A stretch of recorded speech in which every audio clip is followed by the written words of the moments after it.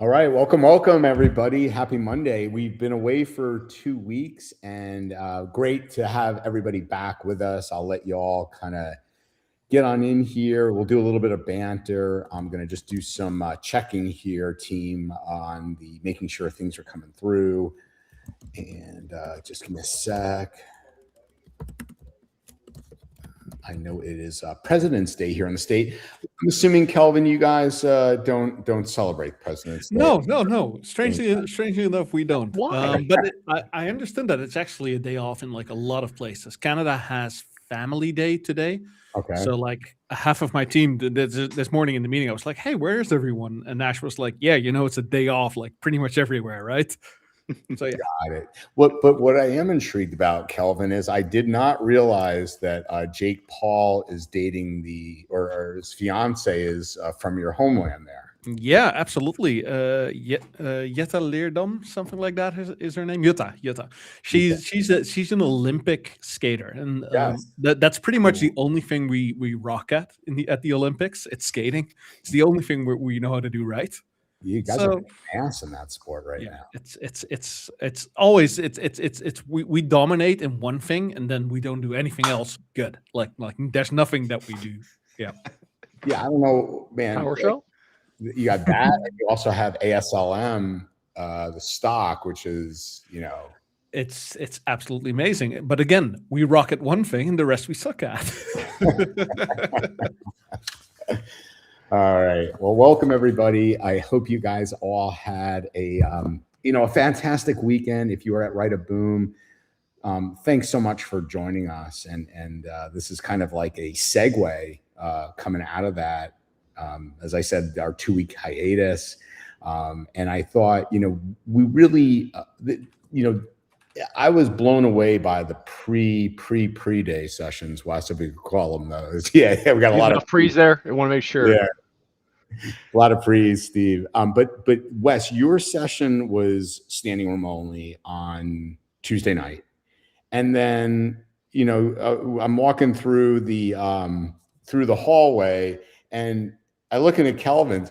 Not only is it standing room only, he's got like this caravan of people in the hall trying to listen to him and take notes from afar. So I thought that there was such a focus on Microsoft, SIP, and the fact that so much of I think this year we had this incredible focus with Microsoft actually being there, being on stage, having a presence, wanting to really engage with MSPs. And then Kelvin being, called now a hunk. That was you, Wes. Sorry. Well, let's start the rumor. It was Kelvin. Yeah. Don't please. But I wanted to kind of hone in on Kelvin's session because he had such perspective, not only coming out of the SIP certification, but then we had this Microsoft centered session, and then you had a final session, Kelvin, with Lior, who was the director of Intune, on the final day. And from what I heard backstage, Kelvin, you feel like you really didn't do enough and that you'd like to do more next year, if I understood correctly. Yeah, so much more. Thank you, Andrew. Thank you. So much more. No, really. It was an amazing event. It was crazy. The pre-day, right after that, the next day, I had another session at like 8 something or 9:30 together with Monica French and Lior Bella at Microsoft.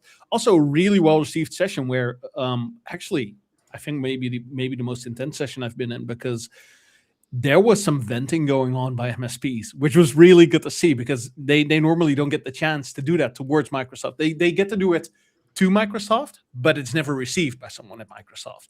And this was a moment for them to actually be like, hey, Microsoft, listen up. This is stuff that we suffer from. So that was really good. And it was a lot. It was a lot. Fair. So, got a lot of people joining us today, Kelvin. By the way, you out there, thank you so much for being out here. Keep the chat going.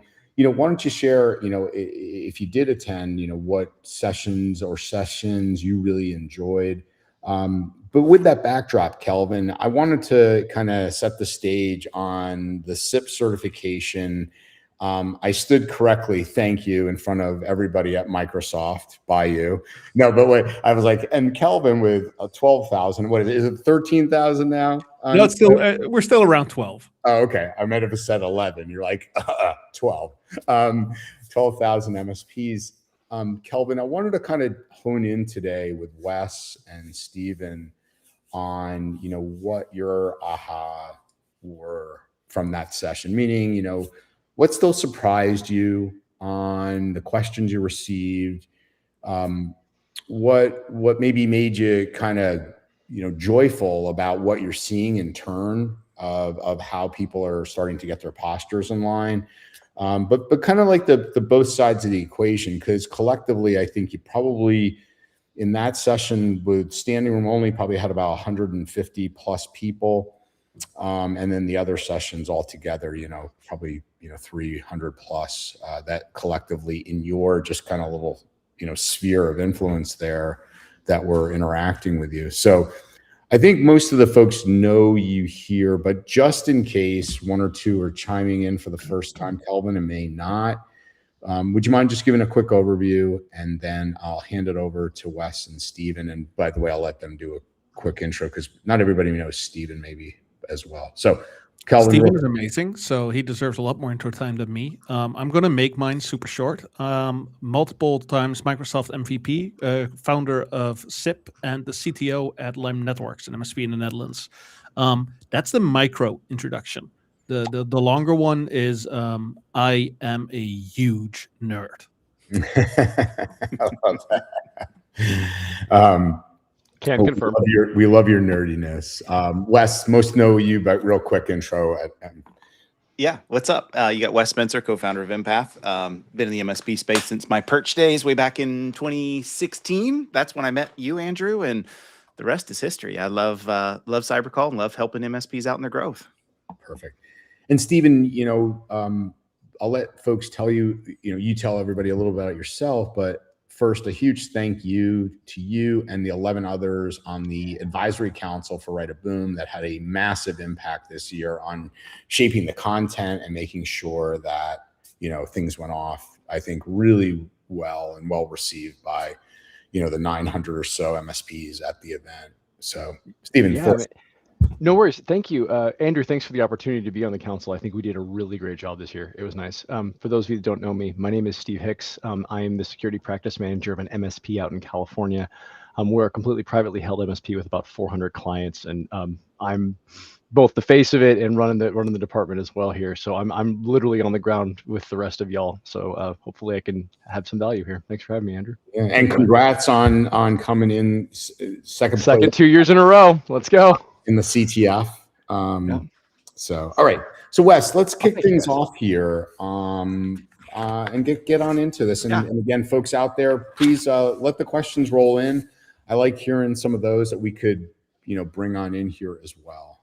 So for sure. So we were talking just a little banner before we went live about just all the pre days, right? And Kelvin, I remember, so I want to set the scene for you, Kelvin. Here I am stressing out, this is, for me, it was brand new content. We were going at the same time as your session, right? And so I'm working up to the last minute and getting everything ready. And I'm walking down the hallway and I see all these people all the way out by the escalators. I'm like, wow, look how many people have come for my pre-day. This is so amazing. And I'm cutting through the people and I see all of them are lined up for your session. I'm like, no. I was like, but I can understand why. And so Kelvin, I wanted to start with this. What was something, that many people that are hungry for not just SIP, but like all the things that you were teaching in that pre-day, what stood out to you about where MSPs are still at today when it comes to M365 security? Ooh, that's a hard one because it's a two-sided coin pretty much. Number one is I love how hungry everyone was for education, but it really sucks how hungry everyone was for education. It's upsetting to see that this is the only chance that a lot of these people have to actually get educated on a platform they use every single day. Because my session wasn't, look at SIP and look at how to use these things. My session was our session. I should be saying, sorry. I had an entire team there helping me. And our session was about how do I manage M365 with the highest level of efficiency. It wasn't use this tool. It was you need to understand these things. And it was very much it's amazing that so many people were able to get education, but it was also, it sucked a little understanding that these people deserve more of this type of education and are not getting enough of it right now. Yeah, and there's changes in the winds, I feel like. And to, brag on you a little bit, Andrew, I'm starting to hear from other conference organizers that like they're starting to feel like I owe my audience more, and we've really got to invest back in like what outcomes are people getting out of taking their time away from the day, right? And I know that's a whole angle we could chase for the rest of this hour if we wanted to, but Kelvin, I think you put the nail on the head there that I think the audience deserves more, right? And we go to a conference and all we're hearing is a sales pitch. All we're hearing is watered down 30-minute talks that really don't do anything other than point to buy my thing. That really erodes not just the value of the conference, but even damages, I think, where we want to be growing as an industry. Don't you think? 100%. It's the getting pitch slapped while you're expecting education is probably the most terrible feeling you can have. I had everyone saying about the entire event that they didn't feel like that in any of the sessions that were about education. Like they all felt like they were actually learning something. And that's amazing to hear. It's we want that in more places. People should, if there's any event organizer listening to this right now, the one thing that you should be focused on is removing the pitch aspect from the entire conference and making it hard educational content. Yeah, because we all know this, all four of us on the call and probably the whole audience, the more you educate and teach, the more it just positions you and the company that you represent as, hey, these guys are legitimate. And I've seen that time and time again. So I completely agree with you. It's funny how we don't have to resort to the pitch if we genuinely care about our audience and genuinely want them to learn and grow. Yeah. It's one of the best things about this conference, right? There's not 50 vendors trying to jam things down your throat in the big hall. They're all sell elsewhere. I mean, we get one diamond sponsor, and Kyle did a great job at Huntress, right? And we're not sitting there just being like product. Yeah, we got it. It's a good conference. Yeah, Kyle's talk was so good too. It was. I love seeing him. Things didn't go well. We had our MSP buddy come in and literally fix the Wi-Fi in the middle. It's so gangster, but it was just great to hear him just be himself. And he and I were talking back, behind the scene for a minute, and like just seeing where his life has gone personally and how much he's invested back into just like he's in just such a great mental state, and you just see him exude all that. And to me, that gives me encouragement that as a company as big as Huntress continues to grow, they don't have to move off that mission of being education first and community first. I love that. Wes, I couldn't agree more. It seemed like Kyle was, you and I have known him for, like I said, back in the Perch days of 2016, if not earlier, when it was just really he, Andrew, and the two other founders. He seemed more back to those days than he's ever been. And I have to give, I thank you to you and everybody and Kelvin for, I think respecting the ethos of what people want. And so I'm really grateful for it. Yep. So Kelvin, going back to that conversation of the pre-day, I think you're right. I think we have this challenge of the Microsoft world is evolving constantly. We also have this world that we have new entrants coming into the MSP space every single day, meaning MSPs are hiring new kids that don't have this experience, that are hungry to learn. And so the onus is on us to make sure that we are constantly educating, and not just the new things that are happening, but have a conduit for everybody to learn, because people are coming in, left and right into our industry with no prior knowledge. And so maybe a question for you, just as sort of like a follow-up, right? What still kind of shocks you in 2026 that exists, like questions or misunderstandings in our MSP world that you feel like should not be a shocking thing today? The amount of people that don't realize that they have a full security suite available to them with Microsoft 365 Business Premium. It's one of the things that popped up a lot during the session where I was explaining things about specific license levels and the abilities you have, like conditional access and all of these kind of things. Business Premium isn't just a SKU you sell for the heck of it. It is very feature complete. It can replace most of your security suite that you have as an MSP. And a lot of people don't realize how far Microsoft has invested in that. So that's one of the things that shocks me most. Like people not realizing they have spam filtering, they have an XDR, they have they have all these options, conditional access, they have Intune, so device management available, they have mobile device management. There's like this laundry list of things, and people don't realize they have it available, which is kind of sad, but also says something about how poorly Microsoft has educated people in the past, how poorly they've explained what all of their products can do. So it's very two-sided again. Well, let's chase that thread for just 30 seconds more if we could. All right, Kelvin, I just met you. I'm a new hire at Insight, and I need to learn and grow. Like, what would you point me to? Like, where do you start? That is one of the most difficult questions you could have asked, because at my MSP, we say that people need to start learning the Microsoft certifications, but that is very dry material. That's very, I don't want to say it's bad education, but it's not MSP focused education. It's very enterprise driven. And because of that, it's not the material that you would need. I guess I could also make a plug for Empath here and say, like, hey, start looking at actual MSP educational material. That's the thing I tell people to look at. Like, it's the one thing that is missing a lot in our industry. Everything is very broad and enterprise focused. When you look at Microsoft or Cisco or all of these other places, it's always enterprise focused. But we need more practical, applicable knowledge, and that's something that we don't really have. We're lucky that stuff like Empath exists. Actually, Nick Ross on his YouTube explains a lot of really good MSP content for free. Just go to YouTube, MSP by MSPs, MSP for MSPs, one of the two. Nick Ross, Microsoft MVP, amazing guy.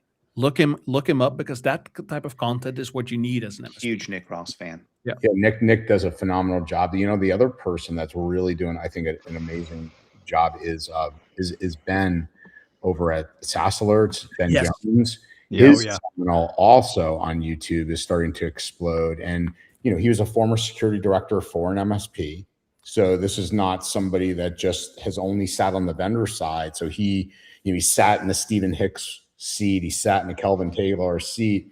And then, now that he's got this perspective of looking at, really just thousands and thousands of attacks on a daily basis, can really kind of start to think about this and operationalize it for MSPs. So another good one. I'll find his YouTube and put it in chat. Yeah, absolutely.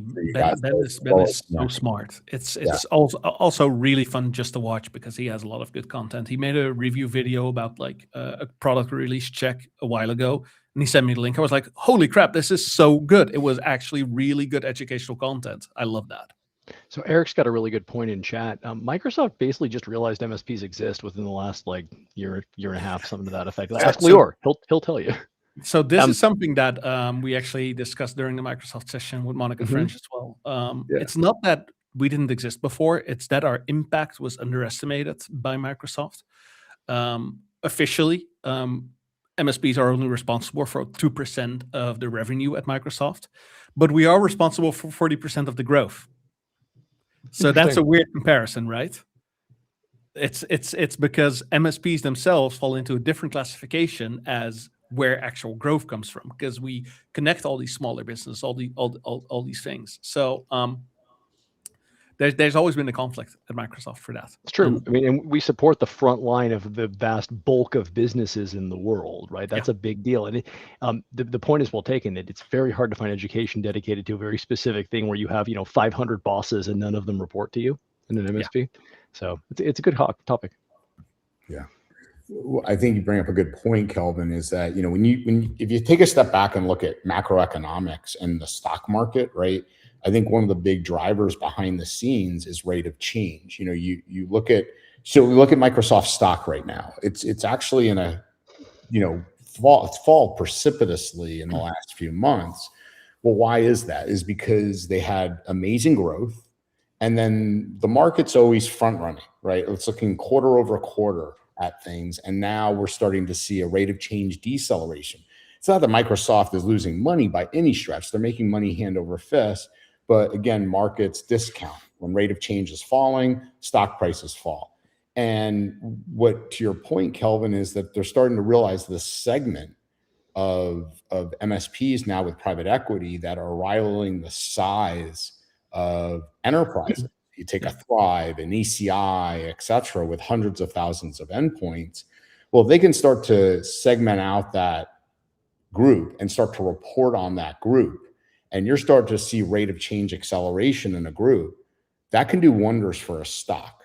So, that's my behind the curtains thinking of how this is going and where we'll start to see this play out. I don't know what your thoughts might be on that, Wes, but that's what I'm saying.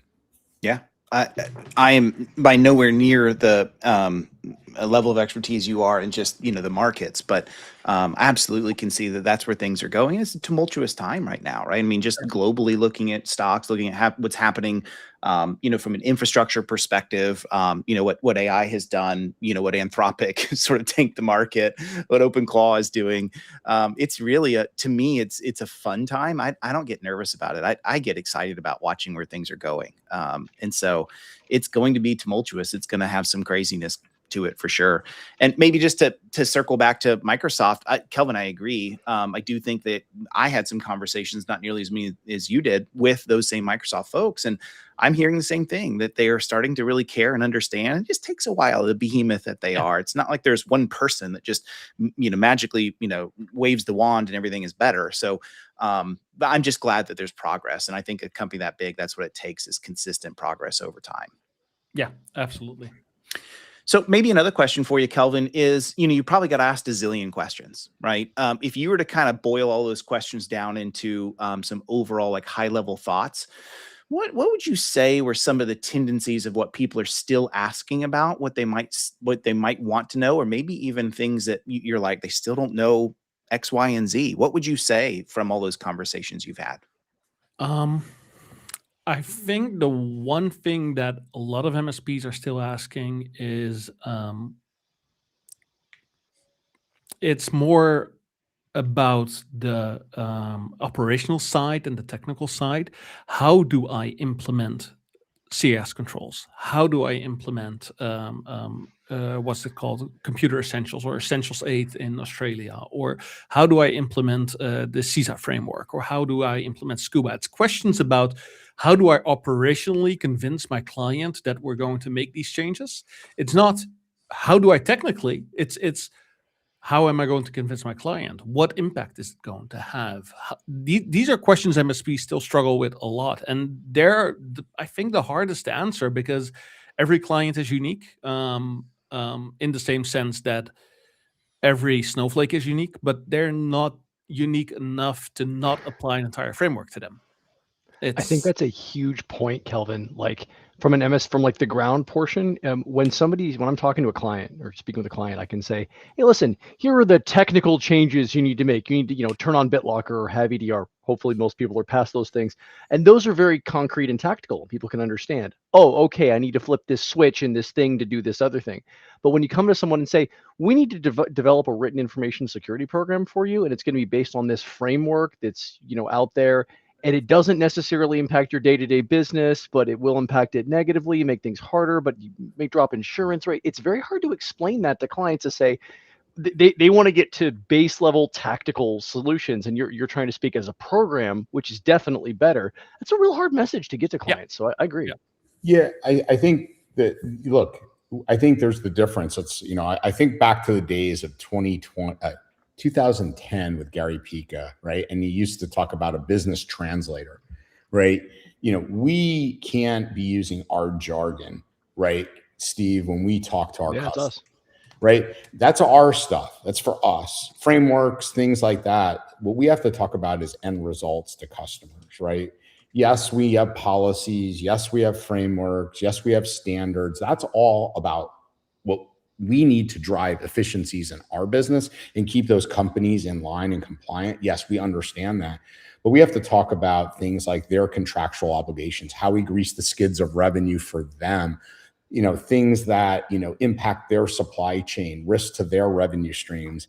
If we're not talking at their level where it means something to what the owner has on his or her mind, it's just, again, a bunch of zeros and ones to them. And that's why, we hear a lot more, how much does it cost, than what's the impact if I don't do this in my business. And we have to think about getting our customers to start to think about, if we're speaking their language, the answer should be, well, Wes, what does it mean if I don't do this? What's the implications to the business if I don't do these things? And frameworks and policies, although incredibly important, don't do it for, don't give them that oomph, if you know what I'm saying, Wes. Yep.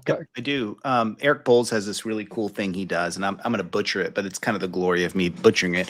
He has this whole thing of like, he went in to get his car fixed, and the mechanic's like, hey, you got this auto something or other that needs to be fixed. And immediately Eric kind of looked at the guy and goes, oh, okay. And then the mechanic had the wisdom to say, so it doesn't sound like a big deal, but if you're entering onto a highway and you really gas it and you need to get out in front of another car, it's entirely possible that the car could completely stall out. You don't want to have that happen when you're going, getting up to 75 miles an hour and all these cars are rushing by.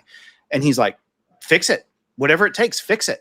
And I just thought that was such a cool example of just being able to make it relate back to where, the person says, I don't care what the cost is for that. I can't put my family in jeopardy because I don't want to spend $200 to fix this thing. You got to be kidding me. Now, obviously the scale is higher, and with cyber, it's a little bit more nuanced to get through those discussions, because there's a world, Steve, this too, of like, I don't want to introduce undue fear, but I do have to talk about actual risk. And Steve, what would your thoughts be on that? So Brian Blakely did an amazing at the end of the add-on vCISO thing. He basically said, we did a role play, and he was speaking to one of the audience members. He goes, all right, so here's what you need to do. And he starts speaking Tolkien, and nobody understood what he was talking about. And he's like, that's what your clients hear when you say your exchange conditional access isn't working with your Intune, which of course is a problem with Defender for 365 BitLocker. And everybody goes, uh-huh. And the point is, clients don't understand that. And we have a really hard time explaining business risk and the cost and the impact of the actual organization beyond flip switch in box to do thing on form. Now, Andrew, wouldn't it be interesting if we had like some kind of a program that could teach people how to do that and then give them a certification at the end? I think that'd be a good idea. We should do that. Yeah, we should. That's weird. It's a good one, huh? Yeah. We're Brian Blakely, and we're coming out with a security leadership certification. So stay tuned for those that are interested. You can email me at andrew@writeaboom.com. In fact, the inaugural one is going to be at the Cyber Show coming up here in March. And you'll get to hear Jen Easterly, Wes, now the CEO of RSA. You'll get that bonus, and you'll also get Rachel Wilson, who is the head of data security for Morgan Stanley. Right on. So, yeah. That's fantastic. Yeah, I'm excited about all of those things. That's awesome. Hey, one last question for you, Kelvin. Then I want Steve to jump in too, because I know he's probably got a million things he wants to know. So if you had the ability to wave Kelvin's magic Dutch wand and see into a whole bunch of Microsoft tenants, which you might actually kind of be able to do, how many of them would you consider like some modicum of, yeah, I'm comfortable with what they've done and what they've set up? I don't want to just say like secure, because that's a difficult conversation to have, but would you say I'm satisfied with their tenant security? What would you say that percentage might be? As a nerd, 0. Okay, because there's always something better. There's always something cooler. Right. There's always better implementations. Yeah. But that's looking at it from a very like zoomed in lens, and that's not fair to anyone. Right. Looking at it from the business perspective and like how many MSPs actually secure their clients correctly and how many MSPs are actually secure themselves, it's a surprisingly high number. Probably somewhere in the 70% range. Okay. Like what I'm seeing is more and more MSPs are implementing the correct things. Also, because our vendors are finally forcing them to implement the correct things. Let me state that too, because you're seeing the shift at Microsoft, especially. they are forcing you to no longer be able to add any app to your tenant. That's a change they made recently. They're forcing you, when you log onto the admin portals, you must have MFA. There's no more choice. You must have MFA. You get a pop-up. You have to log in. Even if you don't have conditional access, MFA is enforced for admin portals. So there's a lot of these small changes that Microsoft is doing that are over time forcing security on MSPs, because we've resisted it for a very long time. The reality is that it's just making all of us so much better. Like, honestly, around 70%. Yeah, Kelvin, I was going to ask you, how much, this is probably a silly question, but how much of do you think we've been trained so long that ease of use is the way to go, right, by manufacturers? And do you think this shift is going to help us as MSPs, with our clients? Like, out of the box, defaults are much more, challenging, or, it's more about security than ease of use. Do you think this is going to help grease the skids for some of those conversations? Some of them, yes, absolutely. The biggest problem is in a lot of landscapes, our vendors sort of let go of their parental obligation to us and said, like, what, if you want to stick a fork into your socket, go right ahead. And Microsoft is very guilty of that for the longest time, where they said M365 is built for collaboration, not for security. They made that statement ages ago, saying, like, so many hey, times. And that was because we've asked for it. As the SMB, as MSPs, we asked for collaboration. And that means that they had to sacrifice security in a lot of cases. I think that the active shift towards everything should be secure by default, even Microsoft's Secure by Design initiative internally is helping a lot in pushing that forward.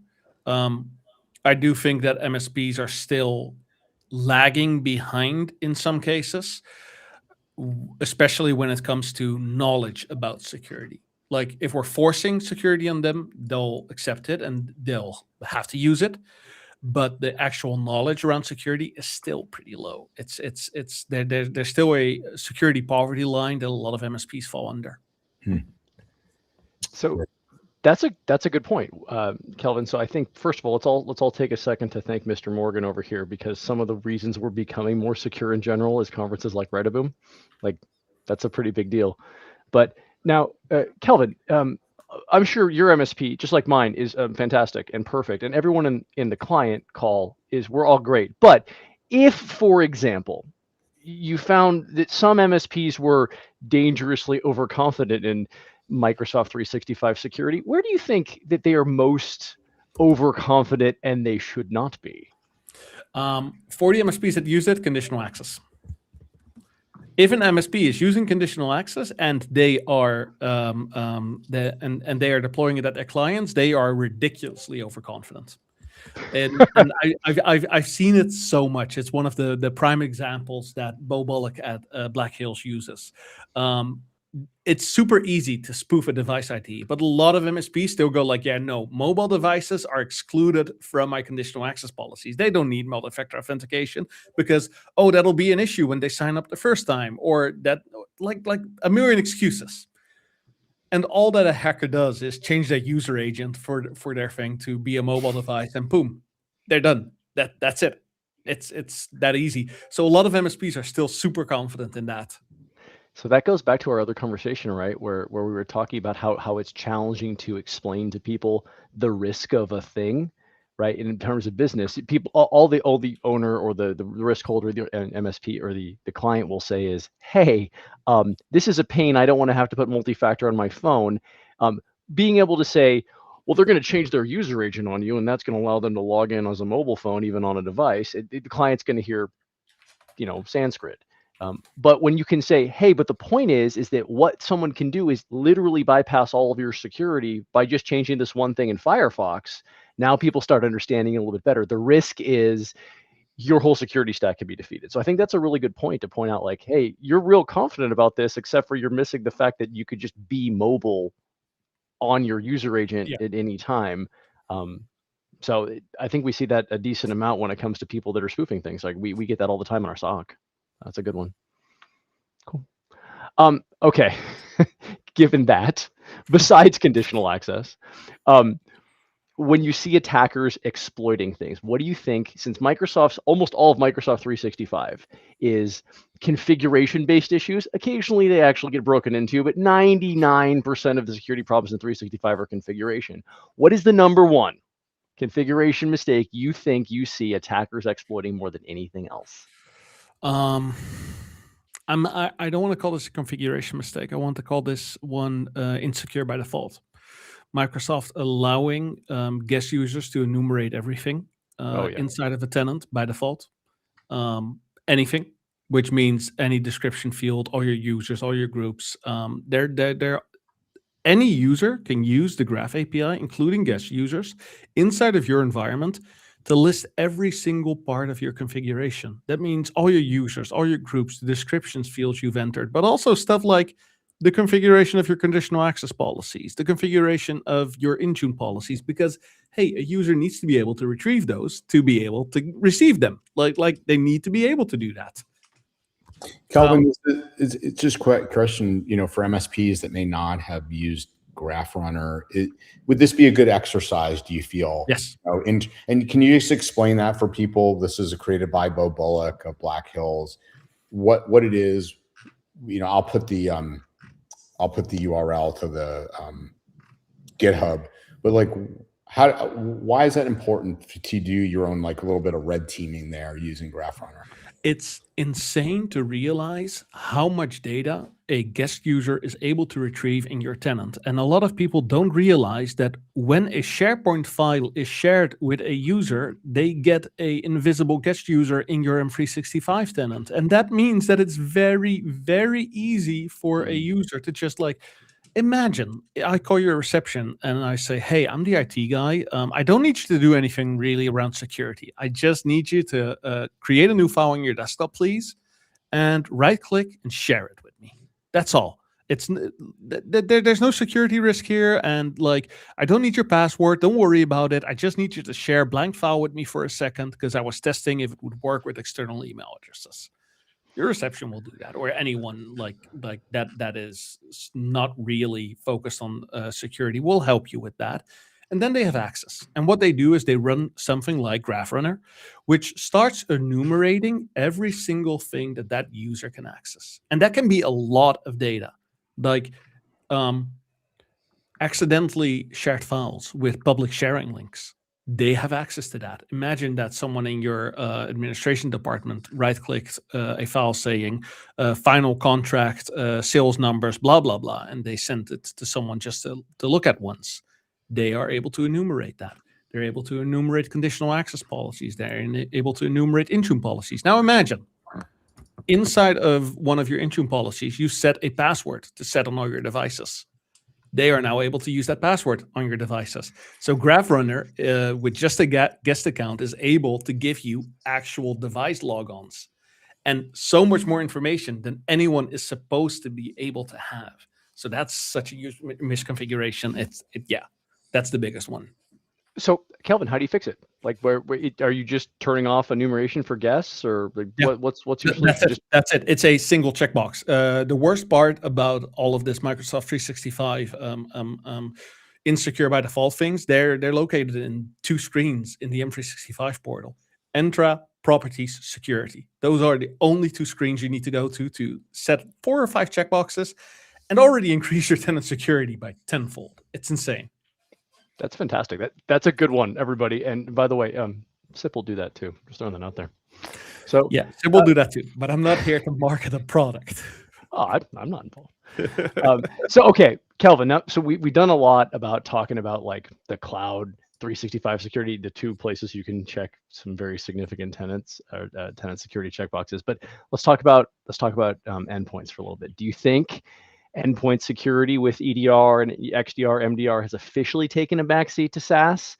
And if so, do you think MSPs are focused on that well enough yet? Or are we still focused on not getting your computer encrypted? Security is layers, like an onion, blah, blah, blah. Defense and depth. Identity is much more important than any device. And you should regard identity as your crown jewels and your device as cattle. The moment that it breaks, you replace it. The moment it gets hacked, you replace it. As long as your identity is secure, you can do whatever the hell you want with a device. Because over time, we've moved to an industry where devices are interchangeable. If my laptop breaks right now, I'll just whip out my tablet and start checking my email on that and doing my work there. Simple as that. Same thing.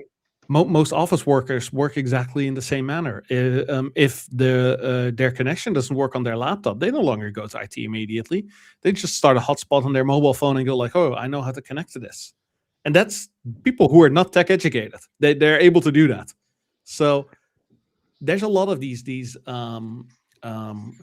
around. Oh, you have to protect your device, or you have to protect the edge, which I hate even more because the edge no longer exists. Everyone works With the from cloud, everywhere.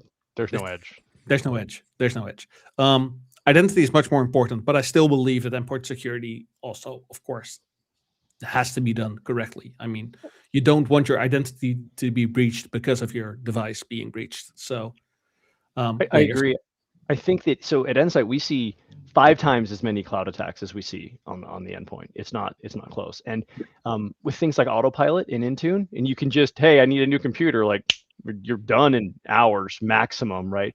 And the fact that you can work anywhere on anything as long as you set your conditional access policies up correctly. You're right. Wiping a device or isolating a device is relatively trivial. And for those of us who were here, Defender in 365 has that power. If you got business premium, you can isolate straight from the portal, right? But recovering an identity is extremely challenging and very, very noisy to find. Andrew, what's up? Yeah, I was just going to say, Kelvin referred to something. Andrew, your audio. Just lost it. Is that better? Yep. Okay. So Kelvin referred to something from Sunil Yu.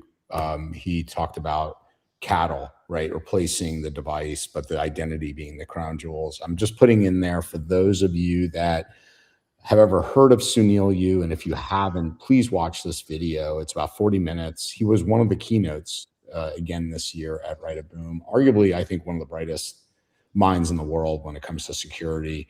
And he does a brilliant job. He creates these mental models, as he calls them, right, Wes? And one of those models that came out of the Cyber Defense Matrix, which is a book and something he created, is the DIE triad, where he talks about things that are immutable, right, and how to implement, really profound security around this principle called DIE. He's like, we think about, he has a great play on words. I'll hand it back to you, Stephen, but he talks about, we all learn, in CISSP about the CIA triad. And he's like, the CIA is DIE, and he goes into defensible, immutable, ephemeral, which is what the DIE stands for. So appreciate you bringing that analogy up, Kelvin. It's so relevant, I think, in today's day and age. Absolutely. I totally agree. All right. So one more before I give it back to Wes, because I need to give myself a minute here too. So Kelvin, we've seen token theft. We've seen OAuth abuse. We've seen agent changing. We've seen conditional access bypassing, which is probably related to the other two. Which one do you think is becoming the most popular and why?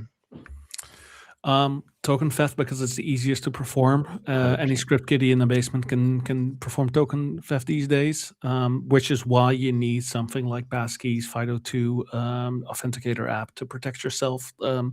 There's a myriad of phishing-resistant authentication methods available, and they're all super simple. I mean, this is something that was very surprising to me at my MSP, but I was talking with my security guy and he was like, yeah, we're implementing passkeys everywhere. And I was like, isn't that going to be like super annoying to users? And like, isn't that going to have a massive impact? And then he told me that most users, especially if you're using an Android phone at this point in time, already have passkeys enforced because they pop it up on every single website you go to.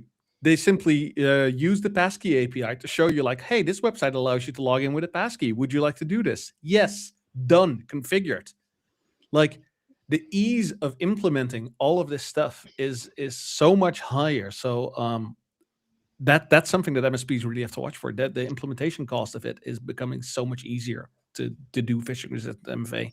So and token theft is going to remain huge. It's going to really remain huge. It's so easy. And so Wes, I'm sorry, I want to pull on this No, thread just a please. little bit longer. So Kelvin, you have long spoken about token protection in 365 for a long time. I think it's still Yep. in preview, but want to give us like a little tiny bit on that so everybody can understand? It's no longer in preview.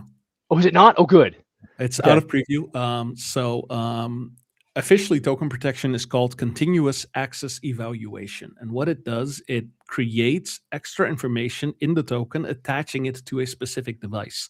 That extra information is IP address, location information, all things that Microsoft is able to collect and to add onto the token. That's a conditional access configuration setting that you can set up and completely stop token theft in its tracks. However, it has an implementation cost like everything else. So make sure that before you implement it, you understand what risks are involved.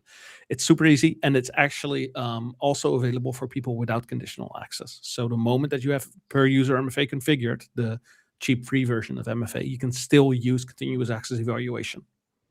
That's awesome. I can imagine it would be a little challenging on mobile if IP addresses are going to keep changing. You've mentioned this, I'm calling you out on that one. But it is a very, very powerful tool for effectively what is just simply a man-in-the-middle attack stealing a token, right? Yeah, so, exactly. Appreciate that. All right, Wes, I'm going to give it back to you for a little bit. Cool. Let's talk about the SIP certification. So I know that kind of released at the pre-day. At the pre-day. So what exactly is it? What's been reception for it, and what kind of outcomes come with that, Kelvin? Starting with the second one, because the reception was the one that shocked me most. It was, wow. People were lining up for the entire SIP certification. We did the bootcamp as a pre-day. It was somewhat compressed because we put 4 hours of content in 2.5 hours. So we really had to make sure that we delivered the content in the perfect way for everyone to still have it be understandable and teach them about the actual M365 way to do it. Because that's the cool thing about the SIP certification. We don't just say, you need to know how to use our product. We say you need to know how to manage M365. And by managing M365, you know how our product works as well, because we focus on the same core concepts. So we explain everything in the M365 portal. We show you this is the SIP alternative to it. And then we help you understand exactly what actions you're performing in a very practical bootcamp way. The SIP certification journey is also attached to Microsoft's exam system. You have to get at least a entry-level exam by Microsoft. They call that the foundational exams, I believe. So, for example, MS 900 or AZ 900, one of the foundational exams is needed before you're able to get SIP certified.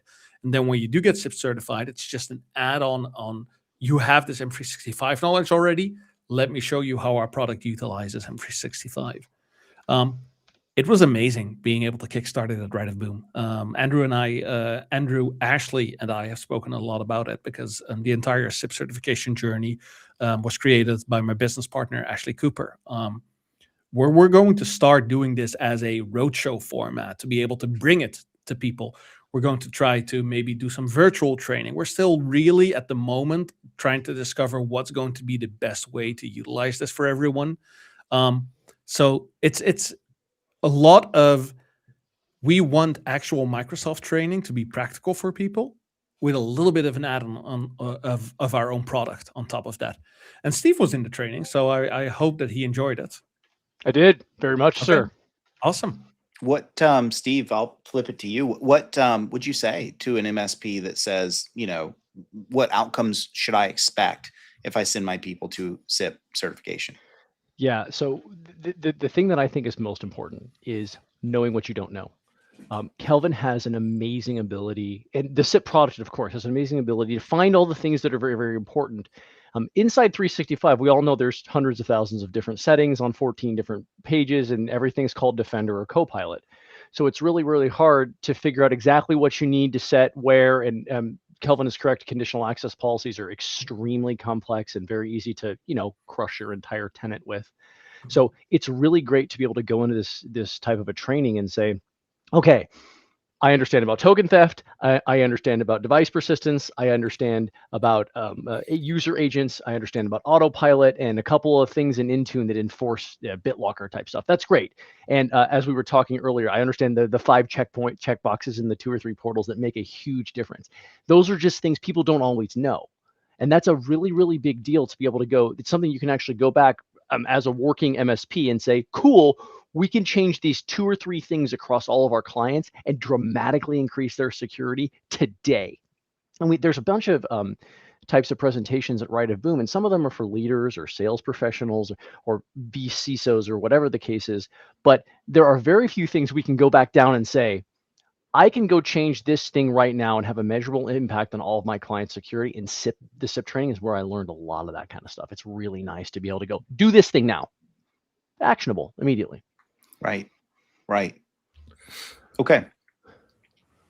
Oh, Kelvin, I thought you were going to say something. Sorry, I paused. No, I had my microphone muted, so I was just moving it a little. Got it. Okay. I appreciate that feedback, Steve, because I think we MSPs need to know, why should we be interested in pursuing this and chasing after it otherwise? Kelvin, one last question for you, and then I'm going to let you go and let Steve continue to grill you. You get the ability, you get the superpower to enforce one single control or process in SIP that everyone gets universally. What would it be? Oh, he does have that power. Theoretically, I do. This is a hard one because I want to say that I want it to be focused on identity security, but the biggest problem about that is the impact it will have on users and businesses worldwide. So the moment I say I'll apply conditional access everywhere correctly, the business impact of that is going to be insane.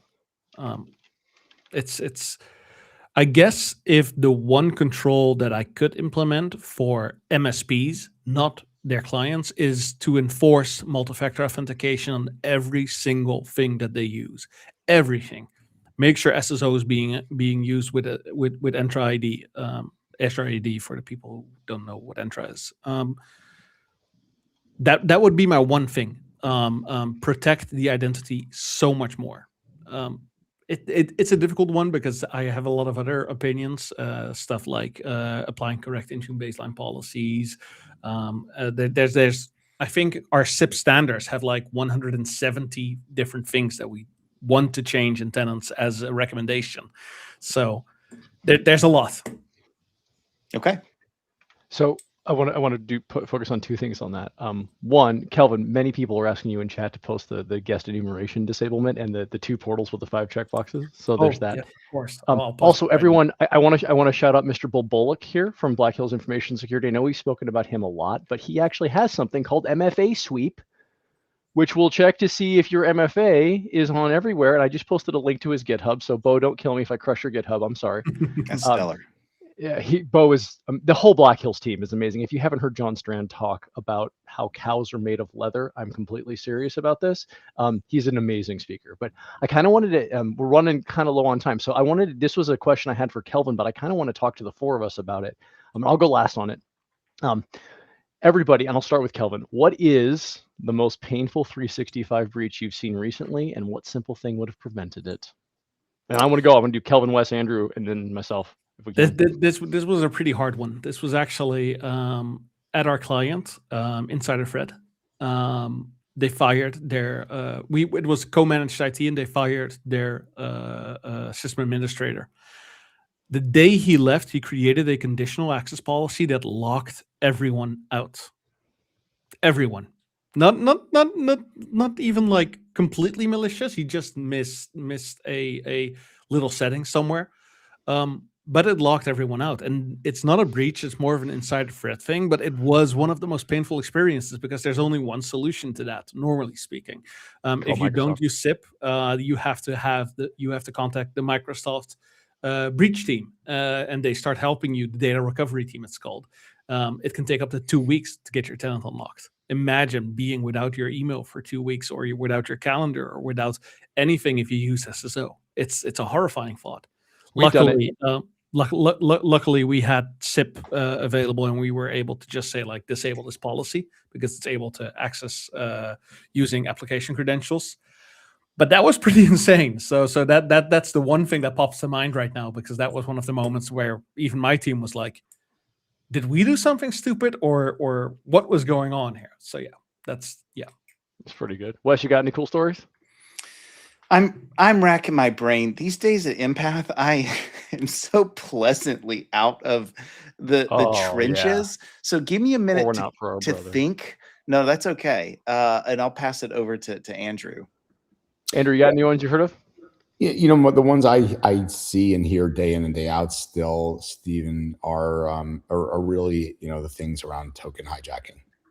It just seems that what I think, you know, I'm not going to give you like the ridiculously easy, whatever that exact question was, but what I see, the combination of how good the token hijacking is getting, along with the web creation tools from AI, the mirroring of websites and the look and feel with oh gosh, I'm drawing a blank on some of the web developing. Evil AI. Engine X, man. What's that? Evil Engine X will do it. That'll mirror websites. That's the token, right? But I'm saying, but then you have to have like a spitting image type landing site, and like I said, I'm drawing a blank on some of the AI web development tools. Like Lovable, for example. Lovable, thank you. That was the one that was coming to mind, Kelvin. You literally, like, again, you know, you, me, Wes, and most of the people on this call will go, okay, I'm going to look at, you know, where I'm being redirected. If I was to get this phishing email, I'll look at who it's from. But the average user, you know, the ability to get phished these days with these solutions is pretty damn good. So, you know, that's all I would say. So mine's real similar to that one. We I'm probably gonna be a little bit closer than Wes is, so I may have put him on the spot there. So sorry. That's okay. But we had someone get their token compromised. They phishing email, except they were a global admin with GDAP relationships to all of their 47 financial services tenants. This was a client, not an MSP, one of our clients. Global admin got compromised, took out, and therefore had access to every one of their tenants through GDAP. And that was a tremendous amount of account resets. I think it was like 700, because you could GA. They could do whatever they want. They can see whatever they want to do. And so we had to go through all the tenants, reset everything, clear everybody's multi-factor.